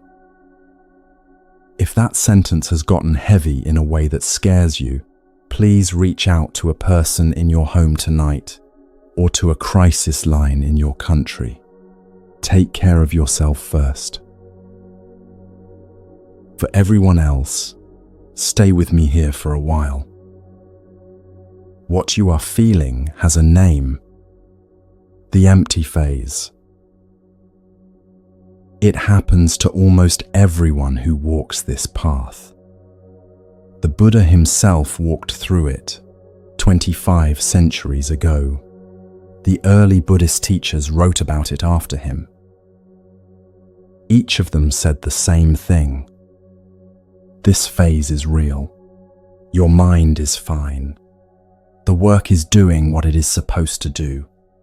This phase passes. The Buddha called it one of the gates the path quietly walks you through. It is happening to people in other rooms tonight. It is the phase that comes after you finally stop chasing them. Think about what you have been doing for years, waiting for them to change, hoping they would notice, planning the conversation that would finally fix it, picking out the right words, replaying the last fight in your head. All of that took energy. All of that filled the hours. All of that gave the day a job to do. Now it has stopped. The hours are still there. The energy is still there. But the job is gone. That is what the empty phase actually is. A house with the work taken out of it. You come home and the door does not slam open with the old anxiety. You make dinner and you are not rehearsing what to say to them. You sit on the sofa and you are not waiting for a text. The phone is just a phone. The evening is just an evening. Some part of you keeps reaching for the old job. The old job is gone. You may catch yourself making up reasons for why you feel flat. Maybe I am depressed. Maybe something is wrong with me. Maybe I am with the wrong person. Maybe I should quit my job. Maybe I should move. Maybe I should change everything. Notice each one of these as it shows up. They are not the real story. They are your mind looking for the next thing to chase. The chasing has stopped. That is all that has happened. There is a teaching from the Buddha that may help you here. He said all of our suffering comes from one thing: wanting. And the wanting comes in 3 flavors. Wanting pleasant things, wanting to be a certain kind of person, and the third, the one that visits in the empty phase. Wanting things to just stop, wanting the body not to have to keep getting up in the morning, wanting the future to be cancelled. The Buddha said this third wanting is the same wanting as the other 2. All 3 demand that the world be a certain way. The release the path is walking you toward is from all wanting at once, in any direction it might come. The waiting was a kind of company. The waiting kept you busy. The waiting filled the hours when they were not in the room. The waiting gave you something to lean against. Now the waiting has stopped, and the rooms are simply rooms again. The hours are simply hours again. The mind does not know what to do with rooms and hours that are not bent towards someone. That is what the empty phase feels like for many of you tonight. This is a passage, not a destination. Behind you is the old place, where everything in your life was a candidate to fix the hollow. A new conversation might fix it. A weekend away might fix it. A different version of them might fix it. Ahead of you is a quieter place, where the world is just the world, and you do not need it to fix anything anymore. The empty phase is the road between those 2 places. It can feel like the path was a mistake. The path is not a mistake. The flatness you are feeling is the proof that something old has actually let go. Here is what helps. Trust your body more than your mind right now. Your body is reporting that something has finally stopped. Your mind is reporting that something is wrong. Your body is closer to what is actually happening. Listen for it tonight. A loosening behind the chest. A heaviness in the arms and legs that is not tiredness, only settling. A breath dropped lower than it has been in years. Each of those is your body finally putting down the bracing it has carried for so long. Trust it. Do not try to chase your way out of this phase. Reaching for the next thing makes it last longer. Pushing yourself to feel something makes it last longer. Telling yourself it will never end makes it last longer. Let it last as long as it actually needs to. That is what allows it to thin. The chasing comes in 100 shapes. Scrolling your phone for hours, hoping the right message will come in. Buying things online and not even opening the box. Booking a trip you cannot afford. Texting them again. Watching the same comfort show on a loop. Each of those is your body reaching for a chase. Notice when you are about to do one of these. Reach for stillness instead. Stillness is the medicine. When that sentence comes back, the one about not seeing a reason to keep going, notice it. Watch it. Do not sign your name to it. It is the same demand wearing a new face. The old face was, if only they would change. The new face is, nothing is ever going to be enough. Both of them are the same demand. The same release works on both. Watch the sentence without joining it. Find someone who has walked through this phase before and come out the other side. A friend who has been through a long darkness. A teacher who has met this phase in many other people. The empty phase is much shorter next to someone who knows what it is. The empty phase is much longer next to someone who thinks you are broken. Someone who has not been through it will often try to fix you. The fixing makes the phase longer. The right person sits next to you. They do not try to lift the weight off you. They simply make sure you are not alone in the dark. Do the small things your body asks for. Walk outside, even just to the corner. Eat slowly. Sleep when your body wants to sleep. Drink water. Look at the sky for a minute. Your body has been waiting for years to be allowed to move at this slower pace. Let it. Your mind will catch up. On the harder days, push yourself a little. The empty phase is not permission to disappear from your life. Show up for the things you already said you would do. Cook the dinner. Send the message. Walk the dog.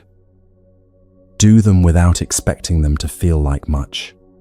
They will keep the small structure of your life intact while this passes. Structure is gentle on the empty phase. Disappearing is not. If a partner or close friend asks what is happening with you, say it in plain words. Something has slowed down in me. I am okay. I am not in danger. I am in a phase that is going to pass. I would like you to be near me without trying to fix me. Most people will accept that if you tell them plainly. Hiding the phase is heavier than letting the people who love you see it. Watch for the small surprises when they start to come back. The first surprise of joy after a long, flat stretch is usually tiny. A bird outside the kitchen window, a cool breeze on your face, a song on the radio that lands oddly accurately on a hard evening. Your body notices first. Your mind catches up later, often surprised that it was there the whole time. When the small surprise arrives, do not chase it. Let it pass. The next one will come on its own. What waits on the other side is quieter than what most spiritual stories promise. They promise a big breakthrough, a flood of joy, a new self that walks around in light. The actual experience for most people is much smaller. The empty phase does not end with fireworks. It thins. One morning the kitchen feels slightly different. The next week, a friend's voice lands in a way it has not landed in a long time. A song you used to hear without hearing it arrives, for one evening, as if it were written for the room you are in. The empty phase has not been replaced. The empty phase has begun to let ordinary life back through it. The thinning happens at its own pace.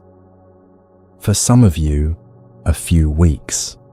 For others, a few months. For some of you, longer. The pace is not in your hands. What is in your hands is whether you keep walking on the path while the phase is in your room. Walking on the path through the empty phase is the practice. The phase thins because the practice keeps going.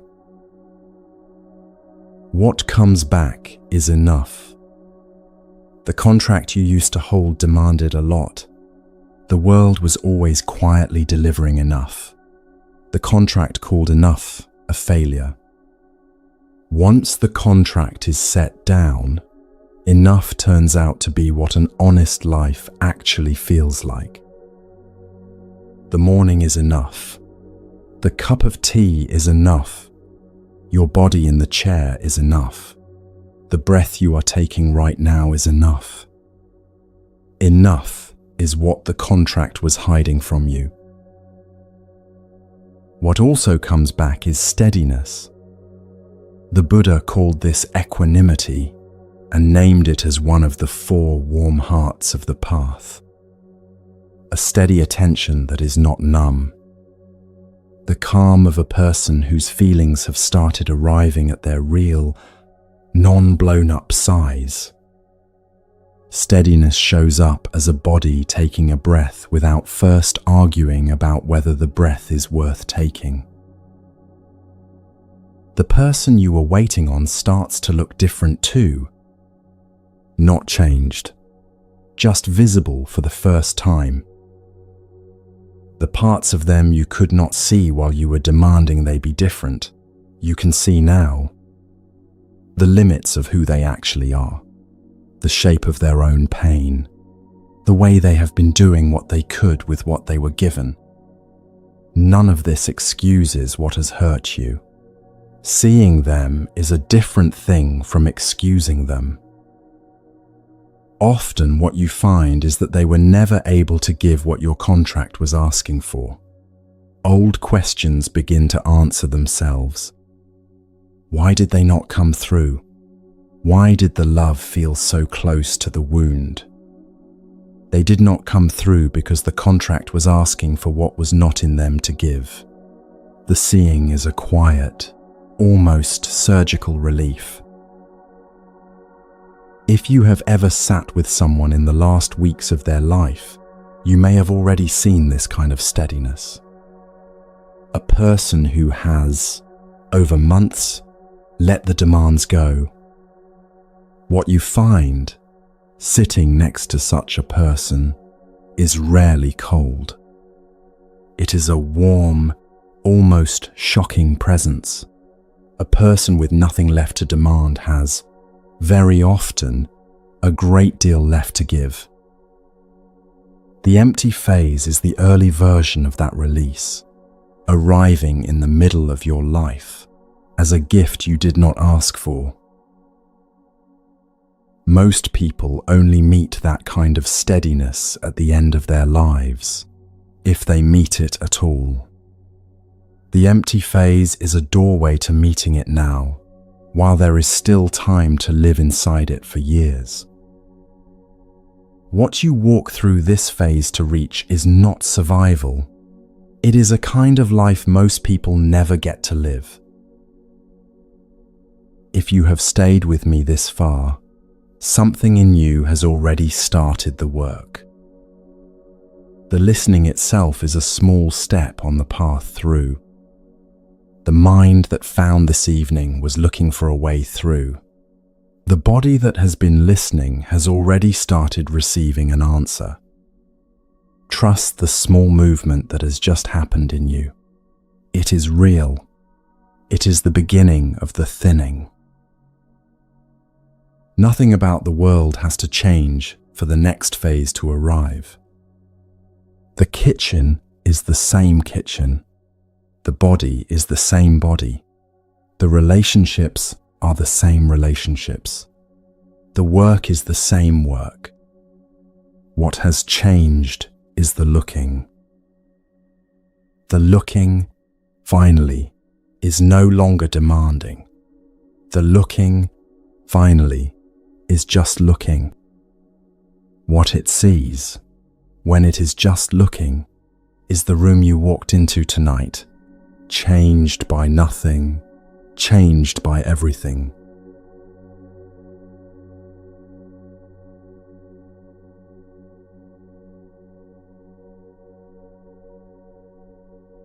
then the morning comes. You wake up. Same bed, same partner sleeping next to you, or same empty space where they used to be. Same kitchen waiting, same kettle, same chair. Nothing has changed. And everything has. This is what the Buddha and the old Buddhist teachers said would happen. They said the world the suffering person walks through and the world the free person walks through are the same world. Not a different one, not a better one, the same one. They said the change happens in the looking, not in the world. There is a famous teaching from the old Buddhist texts about a father with 3 children playing inside a burning house. The children are too small to understand the danger. The father cannot drag them out by force. So he calls to them through the window. Come outside. There are beautiful toys waiting in the yard. The children come running out, expecting toys. What they find when they get to the yard is something much larger than toys. They find their lives saved. The teachers said, this is what the path has been doing for you all along. You were promised relief from the demand. You were promised a quieter mind. You were promised the end of the loop in your chest. What you find when you walk through the doorway is something you were not even asking for. The world. You have walked outside. The yard is this kitchen. The yard is the partner across the table. The yard is the body in the chair. The yard is the morning you have been walking through for years without ever quite seeing it. The morning was always there. You were watching the inside of your own demanding instead. The demanding has come off. The morning is what is left. The light coming through the window has a particular angle to it. It has had that angle for years. You did not see it because you were rehearsing what to say to them when they came down the stairs. Today there is nothing to rehearse. The light is just light. You see it for the first time. The cup of coffee on the table has steam coming off it in a particular shape. You have made coffee like this thousands of times. Today, the steam is steam. You see it. The partner across the table is chewing toast. They have chewed toast at this table for years. You have been waiting for them to look up and see you the way you wanted to be seen. They have chewed the toast through every one of those years. Today they are just chewing toast. You see them, not the version of them you were waiting for, the actual them, the actual chewing, the actual person. You stand up. You walk to the bathroom. You step into the shower. The water is the same temperature it has been for years. Today you actually feel it on your shoulders. The water on the back of your neck. The water sliding down your spine. The warmth gathering in the small of your back. Your body has been showering for years. Today your body knows it is showering. That is the difference. This is what the old teachers meant. The world had not been hidden from you. You had been demanding that the world be different than it was. The demanding put a layer over your eyes. Now the layer has come off. The world is here. It was always here. You can see it now. You do not have to fix anything. You do not have to change the partner. You do not have to leave the partner. You do not have to keep the partner. Whatever is right will become clear to you in time. From this side of the empty phase, the right next step usually shows itself softly, without urgency. There is no demand pulling at you to act now. The next move will come on its own. A conversation happens that day with the partner. Maybe it is about the dishes. Maybe it is about money. Maybe it is about something old and unresolved. The conversation goes differently than the same conversation has always gone. Nothing about the words has changed. Nothing about the partner has changed. What has changed is that you are not trying to extract anything from the conversation anymore. You are not trying to make them admit you are right. You are not trying to make them love you better. You are not trying to make this exchange be the one that finally fixes the whole pattern. You are just talking. They notice the difference before you do. They soften without quite knowing why. The conversation lands somewhere new without either of you steering it there. The teachers had a phrase for this place. They said the world we suffered in and the world that is free of suffering are not two different worlds. They are the same world, with the demanding taken out of the looking.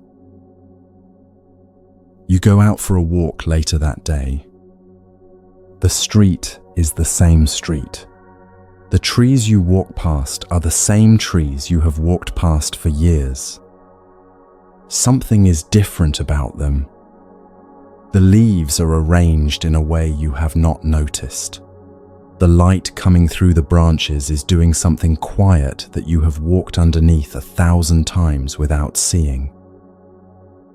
The pavement under your feet has its own small temperature. The breeze on the side of your face has its own small weight. All of this was here yesterday. All of this was here 10 years ago. You see it today because there is room inside you to see it. The sounds of the street arrive in a different way. A car passing. A child shouting in a playground 3 blocks away. A door closing somewhere above you. They are not background noise to be tuned out. They are not interruptions to the loop in your head, because the loop is quieter. Each sound arrives, lands inside you for a second, and is gone. You hear the city the way the city has been there all along. This is not a special day. This is what every day looks like once the demanding has come off. There is no breakthrough. There is no flooding of joy. There is no new self walking around in light. There is only the world slowly arriving for the first time. Friends look different now. The old friend who was always disappointing you is the same friend they always were. The disappointment was the demand you had placed on them. With the demand off, you see the friend. Sometimes you see that the friendship was never quite a friendship. Sometimes you see that it was always a friendship, and your demanding was the only thing standing in the way of receiving it. Either way, the seeing is clean. The seeing is not bitter. The seeing simply tells you what to do with the friendship from here. Family members look different too. The parent you have spent decades hoping would finally apologize. The sibling who has been competing with you since you were both children. The aunt who has been small and cutting at every gathering for 30 years. They do not change. They do not need to change. Your demanding that they be different has come off. What you see now is who they actually are, what they have been carrying, what was in their hands when they had you, or grew up alongside you, or married into your life. Some of it is still hard to be around. You will notice that you can be around the hard part now without it taking the whole day from you. The demand is what used to make it take the whole day. What about the person you came in here tonight thinking about? The partner, the parent, the sibling, the friend who has been hurting you for years. You may find that this person looks different too. They are not less of what they were. They are more visible. The pattern they have been running is clearer than it was. Their reasons are clearer. Your own reasons for staying are clearer. Their limits are clearer. Your own limits are clearer. The whole shape of the relationship is in front of you, in plain light, for the first time in a long time. From this clearer seeing, the next move will become obvious to you. Sometimes the next move is to stay. Sometimes it is to leave. Sometimes it is to change the shape of the contact. Sometimes it is to be in their life with no further expectation that they will ever change. Whichever one it is, the move will not feel like another demand on the world. It will feel like the next small step on a path that is already quietly walking itself. There will still be moments when an old trigger lands. They say the thing they always say. They forget the date again. They walk past you in the kitchen without looking up. The old wave starts to rise inside you. The old sentence forms in your chest. If only they would. Today you notice the wave starting. You feel its shape. You feel the place in the body where it begins. You do not have to push it away.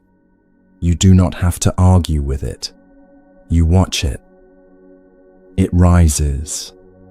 It crests. It falls. The wave passes through you and is gone. The kitchen is still the kitchen. They are still themselves. You are still here. Inside you, things have rearranged themselves. The chest is not braced. The breath is not shallow. The mind is not running ahead of the day, planning, defending, rehearsing. The mind is just here, with the coffee, with the partner, with the toast, with the morning, with the body in the chair. You cook dinner that evening. You stand at the counter chopping onions. The knife is the same knife. The board is the same board. The onion is the same onion. Today you smell it. The sharpness rising into your eyes.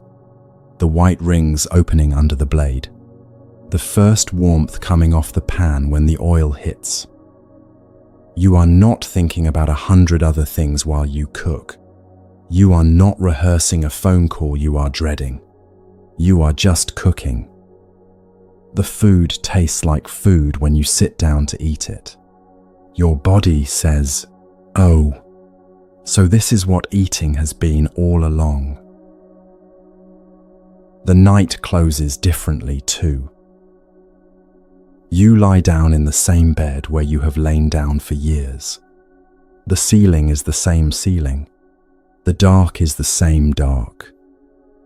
Today there is no rerun playing, no imagined conversation, no replaying of what they said, what you should have said, what they will say next time.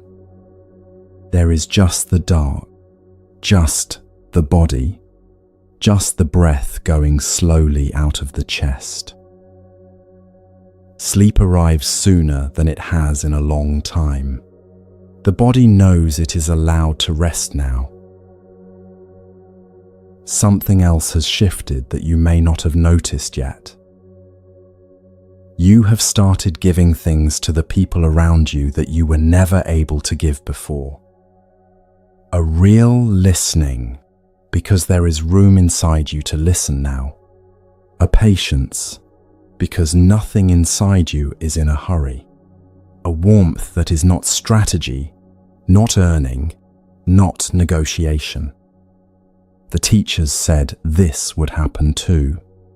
They said when a person stops demanding from the world, the person quietly becomes someone the world wants to be around. You did not set out to become this. It is a side effect of the demanding coming off.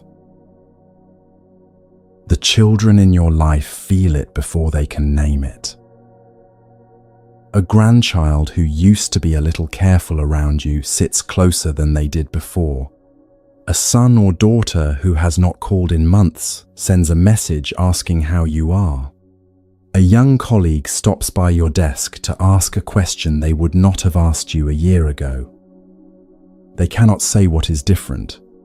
They feel it in their bodies before their minds catch up. A person who is not demanding anything from them is rare in their world. They notice when one walks into the room. The teachers said something else about this place. They said it is not a state you arrive at once and then keep forever. It is a way of looking that comes and goes. Some mornings the demanding will rise back up inside you. You will catch the sentence forming again. If only they would. If only it were. If only I had. You will recognize it now. You will set it down again. The path is not a one-time graduation. The path is the small daily setting down of the demand, every time it tries to lift itself back up. This is the work for the rest of your life. It is also, quietly, the rest of your life. Notice your breath right now. It is moving on its own. No one is asking it to be deeper. No one is asking it to be slower. No one is asking it to deliver anything. It is just breathing. The body is just sitting. The room is just holding you. This is what the path leaves you with. Not a different life, the same life, finally seen.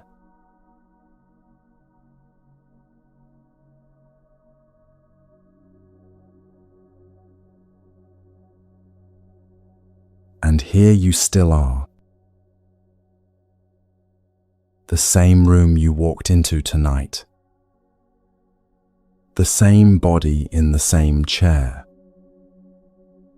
The same breath moving through the same chest. Notice what is no longer in the room with you.